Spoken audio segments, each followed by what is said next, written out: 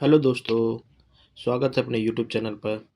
तो आज हम लोग देखेंगे सीटेट में जो टैग वर्ड होते हैं, कौन सा पॉजिटिव होता है, कौन सा नेगेटिव होता है। आप इससे अंदाज़ा लगा सकते हैं। आपका पेपर में जो आता है टैग वर्ड से आप पकड़ सकते हैं कि कौन सा किस वर्ड से पॉजिटिव आएगा, क्या पूछ रहा है क्वेश्चन में। तो आज हम लोग देखेंगे सीडीपी का टैग वर्ड्स देखेंगे। ये आपको बहुत ही मदद करेगा। आप लैंग्वेज समझ लेंगे ना, तो आपको बहुत ही मदद करेगा। आप बहुत आसानी से चुटकियों में क्वेश्चन को हल कर सकते हैं। चलिए शुरुआत करते हैं। जैसे पहला है बाल केंद्रित शिक्षण। बाल केंद्रित शिक्षण में शिक्षा का केंद्र बच्चा होता है, ना कि शिक्षक या किताब होता है। तो बाल केंद्रित शिक्षण में बच्चे को केंद्र में रखा जाता है। इसमें शिक्षक और किताब का कोई भूमिका नहीं होती है। बच्चे को कभी गलत मत समझिएगा। दूसरा, जैसे इसमें बच्चों की रुचि, आवश्यकता, क्षमता और सीखने की गति को ध्यान में रखा जाता है। तो इसमें बच्चे की रुचि, आवश्यकता और क्षमता, सीखने की गति को ध्यान में रखा जाता है। अगला है शिक्षक आदेश देने वाला नहीं बल्कि मार्गदर्शक की भूमिका निभाता है। और बच्चों को प्रश्न पूछने और सोचने की स्वतंत्रता मिलती है। इससे सीखने में रुचि और आत्मविश्वास दोनों बढ़ते हैं। दूसरा है सक्रिय अधिगम। ये सब मैं पॉजिटिव वर्ड बता रहा हूँ। दूसरा है सक्रिय अधिगम। सक्रिय अधिगम में बच्चा केवल सुनता ही नहीं बल्कि सीखने में भाग लेता है। वह प्रश्न करता है, चर्चा करता है, प्रयोग करता है और गतिविधियों में शामिल होता है। इस प्रक्रिया में बच्चे की मानसिक सक्रियता सबसे महत्वपूर्ण होती है। ऐसी सीख गहरी और स्थायी बनती है। तो सक्रिय अधिगम में बच्चा सुनता नहीं है, और वो सीखने में मतलब भाग लेता है और प्रश्न करता है, चर्चा करता है, प्रयोग करता है, गतिविधियों में शामिल होता है, जिससे उसकी मानसिक सक्रियता बढ़ती है। और सीखना जो स्थायी बना रहता है, वो जल्दी भूलता नहीं है।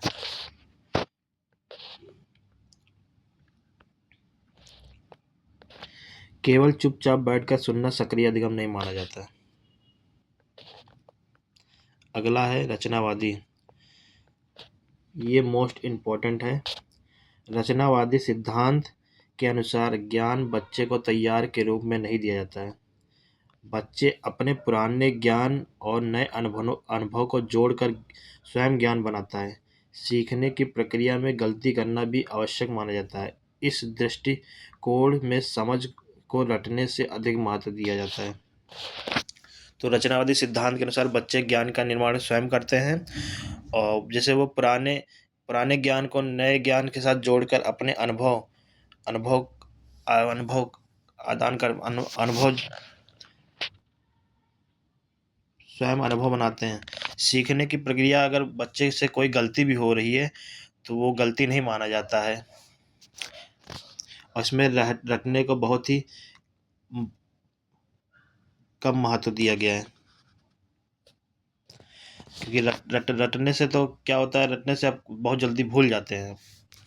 और आप अगर अपने थिंकिंग का इस्तेमाल करेंगे जिससे कि बहुत ही लंबे समय तक याद रहेगा। और यह सिद्धांत प्याजे और वाइगोस्की से जुड़ा हुआ सिद्धांत है।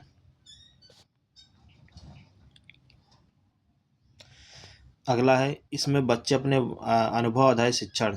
इसमें बच्चे अपने वास्तविक जीवन के अनुभव से सीखता है। सीख गतिविधि प्रयोग, खेल और परियोजना के माध्यम से होती है। केवल किताब पढ़ना इसमें पर्याप्त नहीं माना जाता है। करके सीखना इस पद्धति का मुख्य आधार है। ऐसी सीख लंबे समय तक याद रहती है। तो अनुभव आधारित शिक्षण में बच्चा अपने वास्तविक के अनुभव से सीखता है। सीख गतिविधि प्रयोग खेल परियोजना के माध्यम से। इसमें किताबी ज्ञान को बहुत ही कम महत्वपूर्ण दिया गया है, क्योंकि लोग बच्चे करके सीखेंगे तभी आगे बढ़ेंगे, और ऐसे वो लंबे समय तक याद रखेंगे चीज़ों को। अगला है आंतरिक प्रेरणा। आंतरिक प्रेरणा तब होती है जब बच्चा स्वयं स्वयं सीखना चाहता है। वह इनाम, अंक और डर के कारण नहीं बल्कि रुचि में पढ़ता है। इस प्रकार की प्रेरणा सबसे प्रभावी और स्थायी होती है। इससे सीखने की आदत विकसित होती है। सीडीपी में इसे अच्छी प्रेरणा माना जाता है। अगला है सकारात्मक सुदृढ़ीकरण। जब बच्चे के अच्छे व्यवहार या प्रयास की प्रशंसा की जाती है उसे सकारात्मक सुदृढ़ीकरण कहते हैं।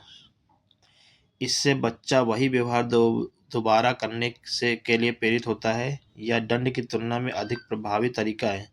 इसमें शाबाशी, प्रोत्साहन और उत्साहवर्धन शामिल है। यह व्यवहारवाद का सकारात्मक पक्ष है। तो यह किसका व्यवहारवाद का सकारात्मक पक्ष है। अगला है समावेशी शिक्षा। ये भी मोस्ट इम्पॉर्टेंट है, यहाँ से क्वेश्चन आना ही आना है सीटेट में, चाहे पेपर 1 हो चाहे पेपर 2 हो। समावेशी शिक्षा में सभी बच्चों को एक साथ शिक्षा दी जाती है। इसमें समान और विशेष आवश्यकता वाले बच्चों में भेदभाव नहीं होता है। हर बच्चे को समान अवसर दिए जाते हैं। विद्यालय सभी के लिए अनुकूल वातावरण बनाता है। यह समानता और न्याय पर आधारित होता है। अगला है सहयोगात्मक अधिगम। ये भी मोस्ट इम्पोर्टेंट है, ये भी आएगा जरूर। इसमें बच्चे समूह में मिलकर सीखते हैं। वे अपने विचार साझा करते हैं और एक दूसरे की मदद करते हैं। इससे सामाजिक कौशल और सहानुभूति विकसित होती है। प्रतियोगिता की जगह सहयोग को बढ़ावा मिलता है। सीखने का माहौल सकारात्मक होता है। तो सहयोगात्मक में बच्चे मिलकर सीखते हैं, अपने अपने विचार का आदान प्रदान करते हैं और एक दूसरे की मदद करते हैं, जिससे सामाजिक कौशल और सहानुभूति विकसित होती है। अगला क्वेश्चन है समस्या समाधान अधिगम। सीखने की प्रक्रिया किसी समस्या से शुरू होती है। बच्चा समस्या को समझता है और समाधान खोजता है, जिससे तर्क शक्ति और सोचने की क्षमता विकसित होती है। बच्चा केवल उत्तर याद नहीं करता बल्कि समझ विकसित करता है या उच्च स्तरीय सोच को बढ़ावा देता है। तो समस्या समाधान अधिगम में बच्चे सीखने के लिए सबसे पहले समस्या उत्पन्न होती है। तो बच्चा उस समस्या को समझता है और उसको सॉल्व करने के लिए विभिन्न तरीके का समाधान खोजता है, जिससे बच्चों की तर्क शक्ति विकसित होती है, सोचने की क्षमता बढ़ती है। बच्चा केवल याद नहीं करता है बल्कि अपने अंदर समझ विकसित करता है और यह उच्च स्तरीय सोच को बढ़ावा देता है। अगला है आलोचनात्मक चिंतन। आलोचनात्मक चिंतन, इसमें बच्चा किसी भी जानकारी को बिना सोचे स्वीकार नहीं करता है। वह कारण, तर्क और प्रमाण पर विचार करता है। बच्चा स्वयं निष्कर्ष निकालता है। यह आधुनिक शिक्षा का प्रमुख उद्देश्य है। इससे स्वतंत्र सोच विकसित होती है। तो यह आधुनिक शिक्षा का प्रमुख उद्देश्य है, याद रखिएगा आप लोग। स्वानुशासन। स्वानुशासन का अर्थ है स्वयं अपने व्यवहार को नियंत्रित करना। यह डर या सजा से नहीं बल्कि समझ से आता है। ऐसा अनुमान स्थायी होता है। बच्चा जिम्मेदार बनता है। सीडीपी में इसे श्रेष्ठ अनुशासन माना जाता है, याद रखिएगा आप लोग। अगला है लोकतांत्रिक अच्छा वातावरण। इसमें बच्चे को बोलने और प्रश्न करने की आज़ादी होती है। शिक्षक तानाशाही व्यवहार नहीं करता है। बच्चों के विचारों को महत्व दिया जाता है। इससे आत्मविश्वास बढ़ता है। सीखने का वातावरण खुला और सकारात्मक होता है। तो लोकतांत्रिक अच्छा वातावरण में बच्चे को बोलने और प्रश्न करने की आज़ादी होती है कि बच्चे कुछ भी पूछ सकते हैं और शिक्षक तानाशाही व्यवहार नहीं कर सकता। इसमें बच्चे के विचारों को महत्व दिया जाता है, जिससे उनके उनके अंदर आत्मविश्वास बढ़ता है। तो वे और नए नए तरीके से क्वेश्चन पूछते हैं। सीखने का वातावरण खुला और सकारात्मक होता है इससे। अगला है भावनात्मक सुरक्षा। बच्चा जब स्वयं को सुरक्षित महसूस करता है तभी सही सीखता है। डर और अपमान से मुक्त वातावरण आवश्यक है। भावनात्मक सुरक्षा से आत्मविश्वास बढ़ता है। बच्चा खुलकर प्रश्न करता है। यह मानसिक विकास के लिए जरूरी है। अगला है व्यक्तिगत भिन्नताओं में सम्मान। ये भी मोस्ट इम्पोर्टेंट है, क्वेश्चन यहाँ से जरूर बनेगा आप लोगों में। हर बच्चा अलग अलग होता है। सीखने की गति और क्षमता में सभी से एक जैसी अपेक्षा करना गलत है। शिक्षण को लचीला बनाना जरूरी है। इससे कमजोर बच्चा भी आगे बढ़ता है। सीडीपी में से बहुत ही महत्व दिया गया है। तो व्यक्तिगत भिन्नताओं का सम्मान मतलब हर बच्चा अलग अलग होता है। हर बच्चे के अंदर अलग अलग भिन्नताएं होती है, जैसे कोई जल्दी सीखता है, कोई लेट में सीखता है, किसी की सोचने की क्षमता बहुत अधिक है, किसी की सोचने की क्षमता कम है, वो जल्दी नहीं सोच सकता है, कि इसलिए सभी से एक जैसे अपेक्षा करना गलत है। अगला है गतिविधि आधारित शिक्षण। इसमें खेल, प्रयोग और कार्य द्वारा सिखाया जाता है। बच्चा सीखने में जिससे रुचि लेता है, सीख बोझ नहीं लगती है, समझ उसके अंदर बेहतर होती है, या बाल केंद्रित शिक्षा पद्धति है। अगला है जीवनोपयोगी शिक्षा। सीख ऐसी हो जो जीवन में काम आए, केवल परीक्षा पास करना उद्देश्य नहीं होता है। बच्चा व्यवहारिक ज्ञान प्राप्त करता है, समस्या समाधान में मदद मिलती है, इसे सार्थक शिक्षा माना जाता है। अगला है स्वाधिगम। बच्चा स्वयं सीखने की जिम्मेदारी लेता है, शिक्षक सिर्फ मार्गदर्शन करता है। आत्मनिर्भरता विकसित होती है, सीखने की आदत बनती है, यह आधुनिक शिक्षा का लक्ष्य है। तो स्व अधिगम में बच्चा स्वयं सीखने की जिम्मेदारी लेता है और शिक्षक सिर्फ उसमें सिर्फ मार्गदर्शन का काम करता है बस, जिससे बच्चों के अंदर आत्मविश्वास बढ़ता है, और वो सीखने के लिए और उत्प्रेरित करते हैं कि हम क्या क्या नई नई चीज़ें सीख सकते हैं। जिस ये है, और यह आधुनिक शिक्षा का महत्व है इससे। अगला है सहानुभूति पूर्वक शिक्षक। शिक्षक बच्चे की भावनाओं को समझता है, वह कठोर नहीं बल्कि सहयोगी होता है। बच्चा शिक्षक से डरता नहीं है। सहानुभूति शिक्षक में शिक्षक बच्चों की भावनाओं को समझता है कि बच्चों के अंदर चल क्या रहा है, वह कठोर नहीं बल्कि सहयोगी होता है। बच्चा शिक्षक से डरता नहीं सकता। विश्वास का रिश्ता बनता है, सीखने का माहौल बेहतर होता है। अगला है निरंतर एवं व्यापक मूल्यांकन। मूल्यांकन केवल परीक्षा तक सीमित नहीं होता है, पूरी सीखने की प्रक्रिया को देखा जाता है।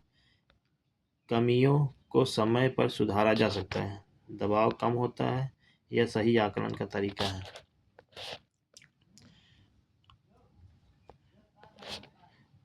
अगला है 20वां उच्च स्तरीय चिंतन कौशल। इसमें विश्लेषण, मूल्यांकन और सृजन शामिल है।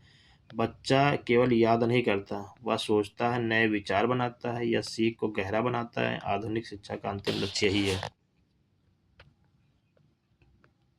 अब हम लोग देखेंगे निगेटिव टैग वर्ड्स। पारंपरिक मनोवैज्ञानिक रूप से गलत है। रटंत विद्या। पहला है रटंत विद्या। रटंत विद्या में बच्चा बिना समझे शब्दों और तथ्यों को याद करता है। उसमें सोचने, समझने और तर्क करने की प्रक्रिया नहीं होती है। ऐसे सीख बहुत जल्दी भूल जाती है। बच्चा विषय में रुचि नहीं लेता है। सीडीपी में से गलत और अवैज्ञानिक माना गया है।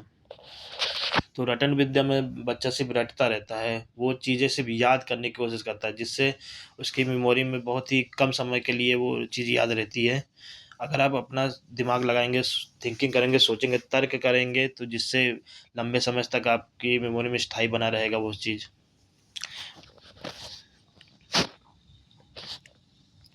दूसरा है शिक्षक केंद्रित शिक्षण।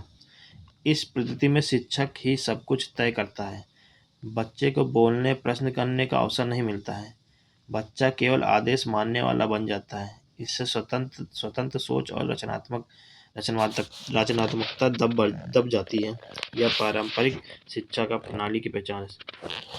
तो शिक्षक केंद्रित शिक्षण में शिक्षक को ही सब कुछ माना गया है, जिससे बच्चों को बोलने और उसमें अवसर नहीं दिया जाता है। शिक्षक जब कहेगा तभी वो बच्चे बोलेंगे, जिससे बच्चे मतलब सोचने की क्षमता और रचनात्मक सब खत्म हो जाता है।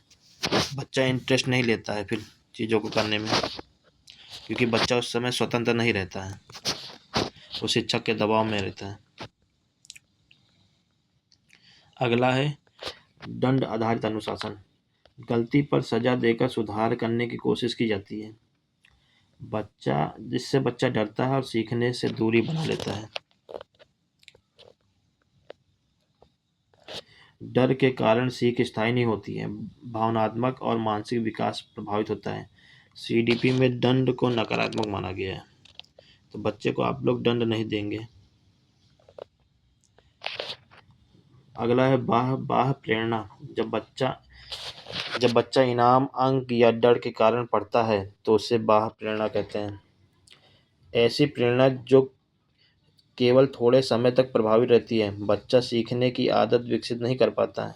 इनाम हटते ही सीखना बंद हो जाता है, इसलिए इसे कमजोर प्रेरणा माना जाता है। अगला है निष्क्रिय अधिगम। इसमें बच्चा केवल चुपचाप सुनता रहता है। वह प्रश्न नहीं करता और सोचने का अवसर नहीं पाता है।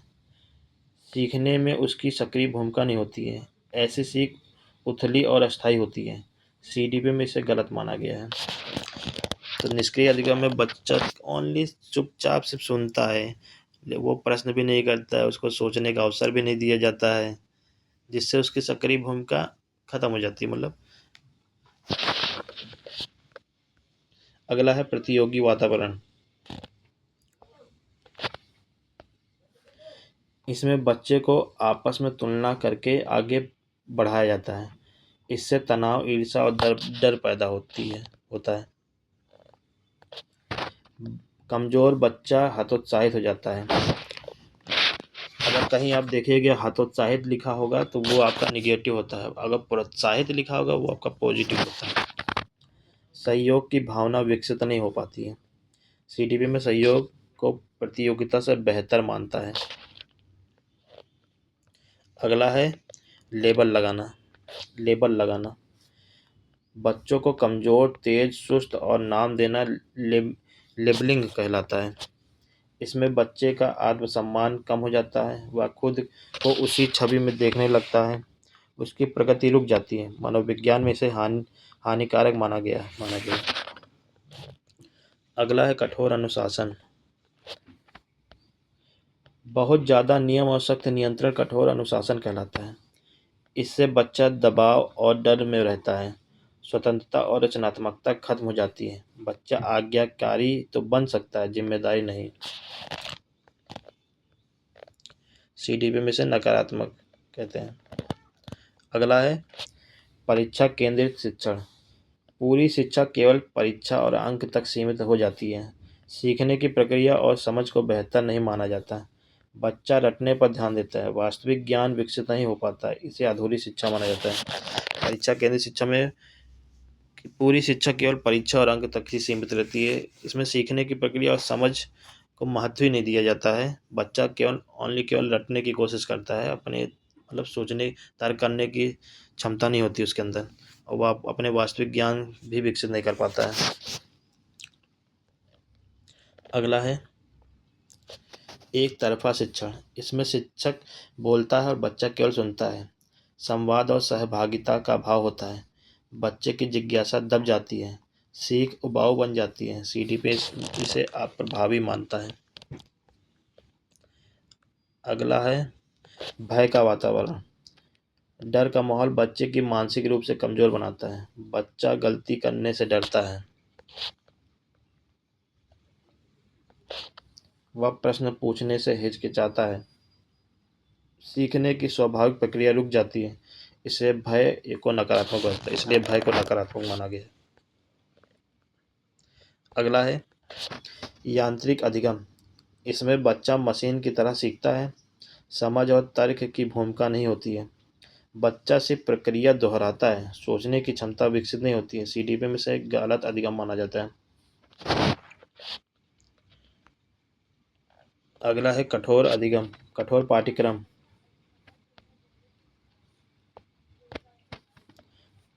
पाठ्यक्रम में लचीलापन नहीं होता है। बच्चे की रुचि और आवश्यकता की अनदेखी की जाती है। सभी बच्चों में एक जैसे प्रदर्शन अपेक्षित होता है। कमजोर बच्चा पीछे रह जाता है या बाल केंद्रित नहीं होती है। कठोर पाठ्यक्रम लचीलापन नहीं होता है। इसमें बच्चे की रुचि, आवश्यकता की अनदेखी की जाती है, क्योंकि सभी बच्चे एक जैसा प्रदर्शन नहीं कर पाते हैं। किसी की मानसिक क्षमता अधिक होती है, किसी की कम होती है। जिसकी अधिक होगी उसको तर्क करने, सोचने समझने की ज़्यादा होती है, और जिसके पास नहीं होता है, कम होता है, वो जल्दी नहीं सोच पाता है, जिससे बच्चा पीछे हो जाता है। अगला है आज्ञा पालन पर जोर। बच्चे से केवल आदेश मानने की अपेक्षा की जाती है। प्रश्न करना, तर्क देना गलत माना जाता है। इससे स्वतंत्र सोच विकसित नहीं होती है। बच्चा डरपोक बन जाता है। सीडीपी में इसे नकारात्मक माना जाता है। अगला है तुलना आधारित मूल्यांकन। बच्चों की आपस में तुलना की जाती है। व्यक्तिगत भिन्नताओं को नज़रअंदाज किया जाता है। कमज़ोर बच्चा खुद को अयोग्य समझने लगता है। आत्मविश्वास घटता है। यह गलत मूल्यांकन पद्धति है। अगला है भावनात्मक उपेक्षा।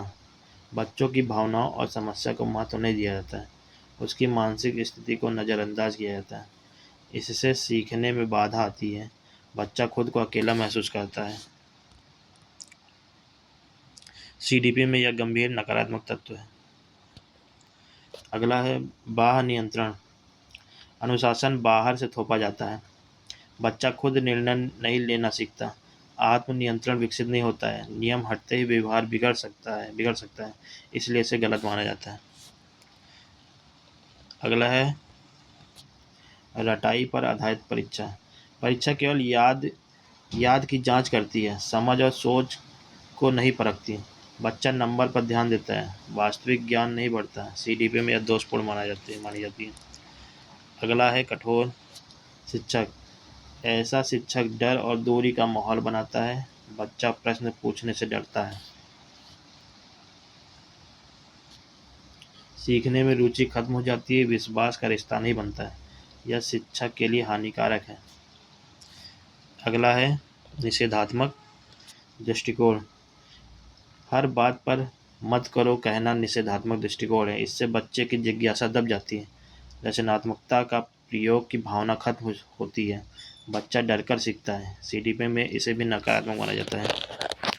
तो दोस्त, बाहर बारिश हो रही है, तो आप लोग भी बताइए, आपके यहाँ भी बारिश हो रही है क्या?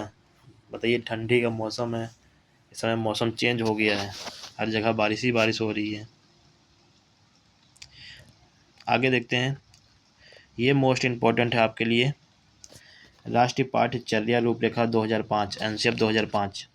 राष्ट्रीय पाठ्यचर्या रूपरेखा 2005 में एनसीईआरटी द्वारा तैयार किया गया था और इसे सीबीएसई व अन्य बोर्डों ने भी लागू किया। इसका मुख्य उद्देश्य शिक्षा को बाल केंद्रित, अर्थपूर्ण और जीवन उपयोगी से जोड़ना था।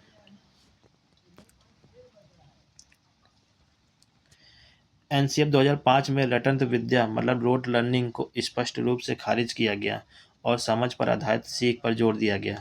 मतलब एनसीएफ 2005 में जो पहले बालक रटते थे ना, तो इसको ख़त्म कर दिया गया। अब उनके सोचने और तर्क करने की क्षमता पर जोर दिया गया है। इसमें कहा गया कि ज्ञान को किताबों तक ही सीमित नहीं रखा जाना चाहिए, बल्कि बच्चों के अनुभव से भी जोड़ना चाहिए। शिक्षक को केवल ज्ञान देने वाला नहीं, बल्कि मार्गदर्शक और सहायक माना गया है।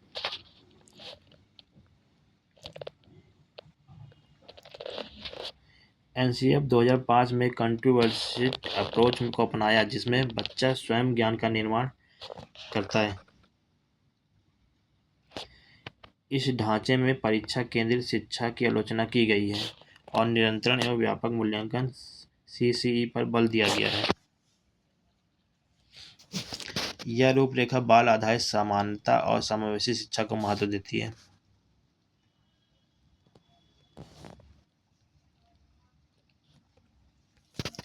एनसीएफ 2005 के अनुसार कक्षा का वातावरण लोकतांत्रिक और भयमुक्त होना चाहिए।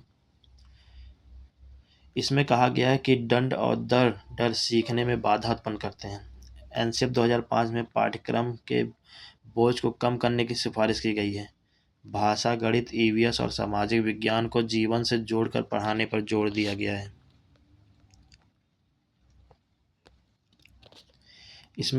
इसमें स्थानीय ज्ञान और संस्कृति को भी महत्व दिया गया है। एनसीएफ 2005 के अनुसार शिक्षा का उद्देश्य केवल नौकरी पाना ही नहीं, बल्कि समग्र विकास होना चाहिए। यह ढांचा आलोचनात्मक चिंतन, रचनात्मकता और नैतिक मूल्यांकन के विकास पर बल देता है। सीटेट में सीडीपी में एनसीएफ 2005 को आधुनिक शिक्षा की आधारशिला माना जाता है। तो दोस्त, ये थे हमारे टैग वर्ड्स थे। होप आपको अगर वीडियो अच्छा लगा हो तो वीडियो को लाइक करिएगा, चैनल पर नए हैं सब्सक्राइब करिएगा और आगे शेयर कर दीजिएगा इस वीडियो को, जिससे और ज़्यादा से ज़्यादा लोग इसका लाभ ले सकें। तो आप लोग परीक्षा की अच्छे से तैयारी करिए और टैग वर्ड ज़रूर याद रखे रहेगा, ये आपको बहुत ही महत्वपूर्ण देगा, मतलब बहुत ही इम्पोर्टेंट है होता है। जैसे कोई चीज़ आपको समझ में नहीं आ रही है तो आप टैग वर्ड से पकड़ सकते हैं कि ये नेगेटिव था तो ये नेगेटिव हो जाएगा, ये पॉजिटिव था तो इसका आंसर ये पॉजिटिव हो जाएगा।